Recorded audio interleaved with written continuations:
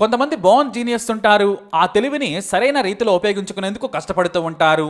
అలాంటి వారి గురించే మనం ఇప్పుడు మాట్లాడుకుంటున్నాం. ఆమె ఒక మహిళ, పేరు తృప్తి భట్. ఉత్తరాఖండ్లోని అల్మారా కేంద్రీయ విద్యాలయంలో 9వ తరగతి చదువుతోంది. అప్పటికి ఆమెకు తెలిసింది ఏంటంటే ఏదైనా పెద్ద కంపెనీలో ఉద్యోగం చేయాలనుకుంది తృప్తి భట్. అయితే ఆ స్కూల్ కి ఓసారి ఇండియన్ మిస్సైల్ మ్యాన్, భారత దివంగత రాష్ట్రపతి అబ్దుల్ కలాం వచ్చారు. తృప్తి భట్ కి అబ్దుల్ కలాంతో మాట్లాడే అవకాశం కూడా వచ్చింది.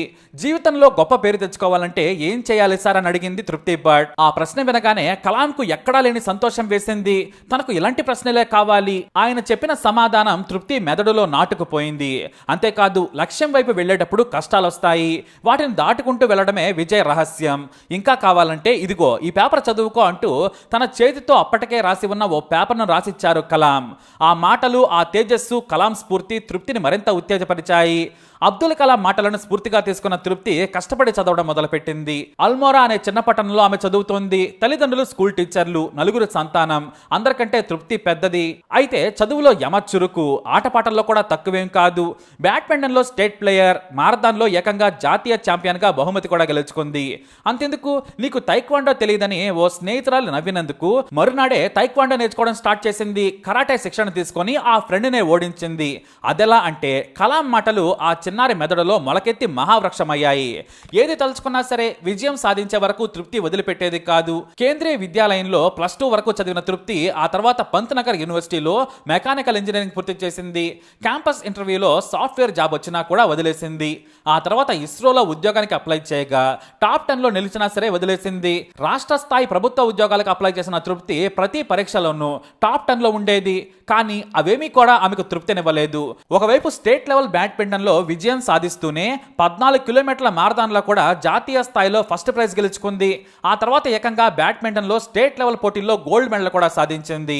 అయితే అప్పుడు ఆమెకు సమస్య ఎదురైంది. బ్యాడ్మింటన్ మీద కెరీర్ ఫోకస్ పెట్టాలా లేదా తన డ్రీమ్ జాబ్ అయిన ఐపీఎస్ సాధించాలా అని తృప్తి ఆలోచనలో పడింది. చివరకు అదే కలాం స్ఫూర్తితో దేశ సేవలో, అది కూడా రక్షణ పరంగా ప్రజలకు, దేశానికి సేవ చేసే అవకాశం ఉన్న ఐపీఎస్ సాధించాలనుకుంది తృప్తి. అంతే, వెంటనే పుస్తకాలు, మెటీరియల్ ముందేసుకుని ఏడాది పాటు రోజుకు 12 గంటలు చదివింది. మొదటి ప్రయత్నంలోనే 2013లో ఐపీఎస్ సాధించింది తృప్తి. జాతీయ స్థాయిలో 165వ ర్యాంక్ సాధించి ఐపీఎస్ అయింది. ఇంతకంటే ఇంకేం కావాలి? తాను కావాలనుకున్నా కూడా ఇస్రోలో సైంటిస్ట్ అయ్యేది, లేదంటే గ్రూప్ 1 ఉద్యోగం సాధించి హాయిగా ఏనాడో లైఫ్ లో సెటిల్ అయ్యే ఛాన్స్ ఉన్నా కూడా తాను తలుచుకుంటే సులువుగా సివిల్స్ సాధిస్తాననే బలమైన నమ్మకం కూడా ఉండేది. అందుకే మొదటి ప్రయత్నంలోనే సక్సెస్ అయింది. ఇప్పుడు తాను ఎంతో మందికి స్ఫూర్తి నింపుతుంది.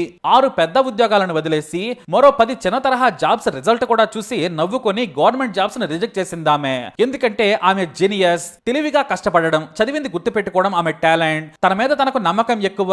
ఇక కలాం స్ఫూర్తి ప్రతిరోజు ఆమెకు ఒక దేవమంత్రంలా మదిలో మెదులుతూనే ఉంటుంది. ఇక ఐపీఎస్ తర్వాత సొంత రాష్ట్రంలోనే ఉద్యోగంలో జాయిన్ అయ్యారు తృప్తి భట్. ఉద్యోగంలోనూ నేషనల్ స్మార్ట్ పోలీస్ అవార్డును అందుకుని డ్యూటీలో అంకిత భావం నిరూపించుకున్నారు ఆమె. 2021లో ఉత్తరాఖండ్ వరదల్లో నేషనల్ డిజాస్టర్ టీమ్ కు ప్రాతినిధ్యం వహించిన తృప్తి ఎంతో మంది ప్రాణాలను తన టీంతో కలిసి కాపాడారు. ఇక వ్యక్తిగత విషయాలను బయటకు చెప్పేందుకు తృప్తి ఇష్టపడారు. కానీ ఆమెకు భర్త, 2 పిల్లలు ఉన్నట్లు ఇన్స్టాలో ఫోటోల ద్వారా మనం అర్థం చేసుకోవచ్చు. తృప్తి భట్కు డ్యూటీ అంటే ప్రాణం. ఆ తర్వాత చాయ్ అంటే ఎక్కడ లేని ఇష్టం. కొత్త ప్రాంతానికి వెళితే మాత్రం మంచి టీ ఎక్కడ దొరుకుతుందో తెలుసుకుని వెతికి ఆస్వాదిస్తారామె. అంతెందుకు, టీ గురించి, టీలోని రకాలు, రుచులు, ఏ ప్రాంతంలో టీ బాగుంటుంది, ఎలా చేస్తే టీలో దమ్ముంటుంది అనే దానిపై గంటల కొద్దీ ప్రసంగాలు కూడా ఇవ్వగలరామె.